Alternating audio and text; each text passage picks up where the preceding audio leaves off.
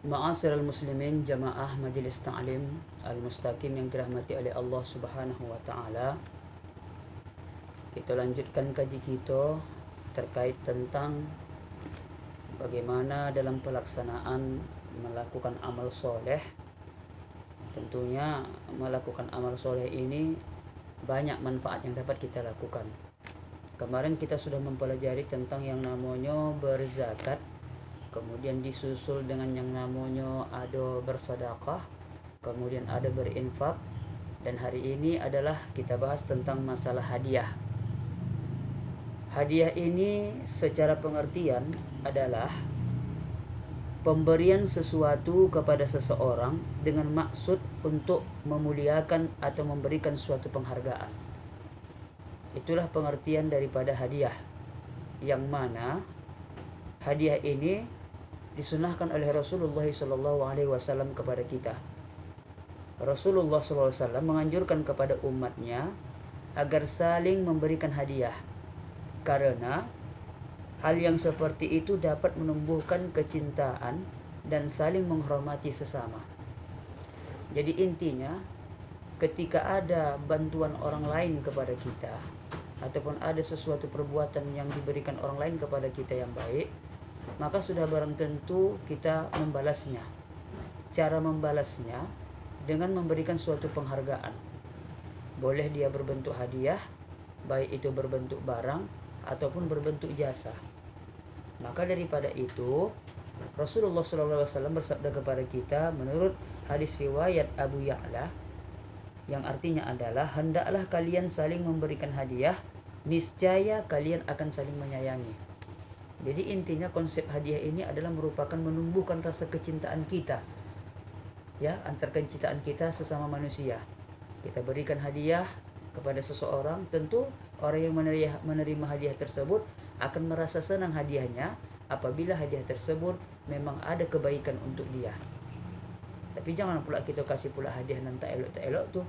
Kalau seandainya kita kasih dia nanti hadiah yang tak elok, maka nanti akan berdampak negatif terhadap orang yang menerimanya.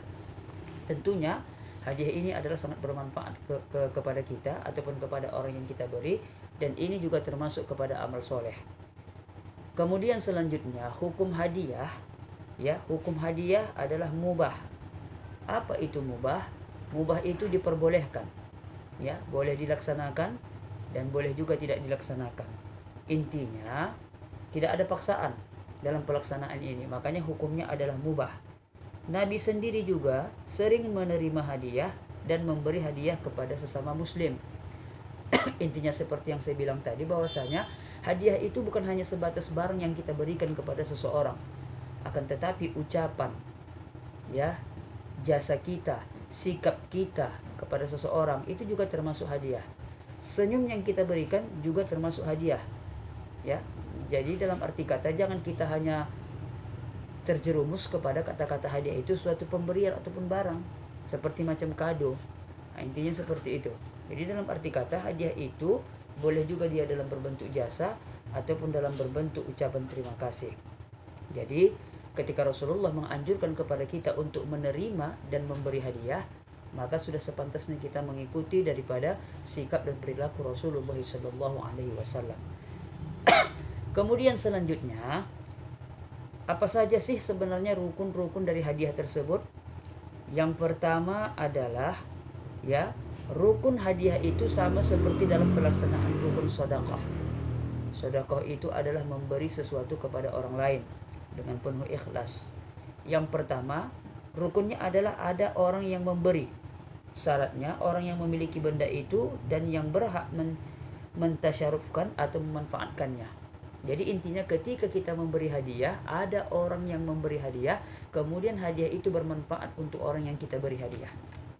Itu salah satu rukun daripada kalau kita untuk memberi hadiah kepada orang lain. Kemudian yang kedua, ada orang yang diberi. Ya, ketika ada yang memberi, ada juga yang diberi. Berarti ada yang menerima, ada yang memberi. Jadi itu dua rukun dalam pelaksanaan hadiah. Kemudian selanjutnya ada dengan kata-kata ijab qabul. Bukan hanya sekedar kita nak nikah saja kita ijab qabul. memberi hadiah juga disunahkan bagi kita untuk melaksanakan yang namanya ijab kabul. Ijab kabul itu istilahnya dengan kata-kata kita jelaskan kepada yang bersangkutan bahwa ini adalah hadiah yang kita berikan untuk dia. Mudah-mudahan hadiah itu bermanfaat untuk kepada orang yang kita beri. Kemudian selanjutnya yang keempat itu adalah barang yang diberikan syaratnya barang yang dapat dijual. Nah, yang dapat dijual. Tapi ini tidak pula menitik beratkan kepada kewajiban. Jadi intinya kalau bisa barang yang kita beri itu adalah barang-barang yang bermanfaat bagi yang bersangkutan dan tidak mendapatkan kemudaratan bagi orang yang menerimanya. Kemudian yang selanjutnya adalah hikmah dari manfaat hadiah.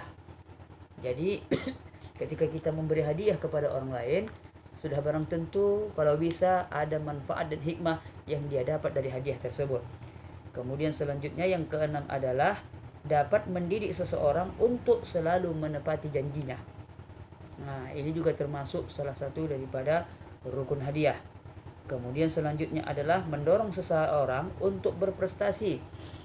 Jadi ketika seseorang diberi hadiah, biasanya ketika seorang anak kita mendapatkan ranking 1, ranking 2, ranking 3.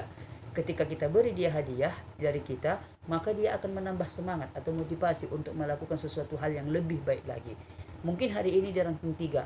Dengan hadiah tersebut, motivasinya semakin semangat, maka dia akan mendapatkan ranking 2. Bahkan bisa juga mendapatkan ranking 1. Kenapa? Karena hadiah itu juga termasuk bermanfaat untuk yang menerima hadiah, karena beliau merasa termotivasi atas apa yang telah kita lakukan.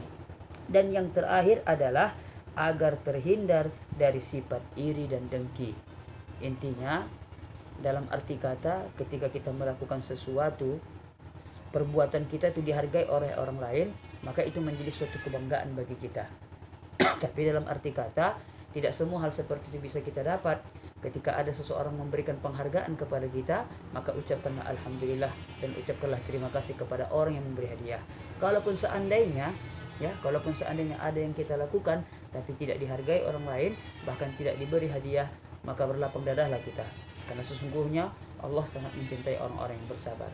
Jadi saya rasa inilah mungkin sedikit daripada apa yang saya sampaikan tentang makna kandungan daripada hadiah tersebut. Bahwasanya saya ingatkan kembali bahwasanya hadiah itu adalah pemberian sesuatu kepada seseorang dengan maksud untuk memuliakan atau memberikan penghargaan kepada orang lain.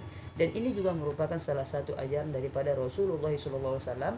Karena apa? Karena diriwayatkan oleh hadis riwayat Abu Ya'la bahwasanya beliau mengatakan Rasulullah SAW selalu menerima dan memberi hadiah kepada orang lain, khususnya kepada sesama umat Islam. Jadi mungkin inilah dapat kami sampaikan. Lebih dan kurang mohon dimaafkan. Wallahu mu'afiq ila aqwamit thoriq. Assalamualaikum warahmatullahi wabarakatuh.